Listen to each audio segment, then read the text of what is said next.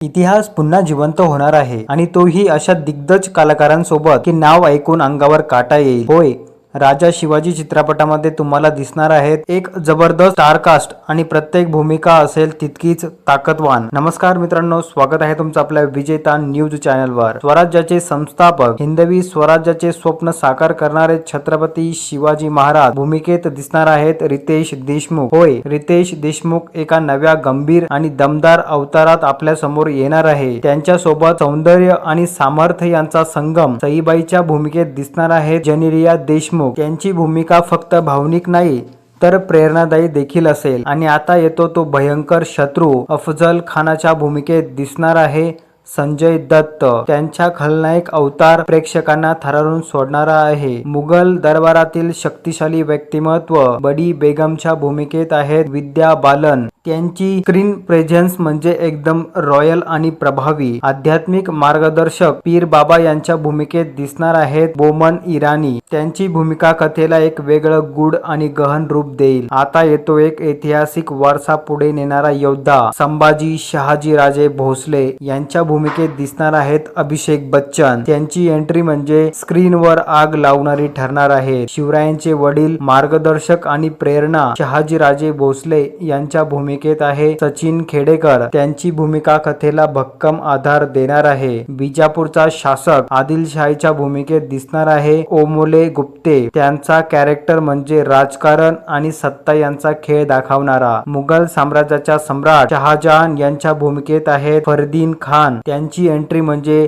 राजशाही वैभव आणि सर्वात महत्वाची भूमिका राजमाता जिजाऊ यांच्या भूमिकेत दिसणार आहे भाग्यश्री. त्यांच्याशिवाय शिवरायांची कथा पूर्णच होऊ शकत नाही. इतिहास, युद्ध, भावना आणि स्वराज्याचा संघर्ष. राजा शिवाजी हा फक्त एक चित्रपट नाही तर तो आहे एक अनुभव, एक प्रेरणा आणि एक अभिमान. आता प्रश्न एकच आहे, तुम्ही तयार आहात का ऐतिहासिक वारसा पुन्हा जपायला? व्हिडिओ आवडला असेल तर लाईक करा, शेअर करा आणि चॅनलला सबस्क्राईब करा. आणि कमेंटमध्ये नक्की सांगा तुम्हाला कोणता कलाकार सर्वात जास्त एक्साइटिंग वाटतो. भेटूया अशाच एका माहितीपूर्ण व्हिडिओमध्ये.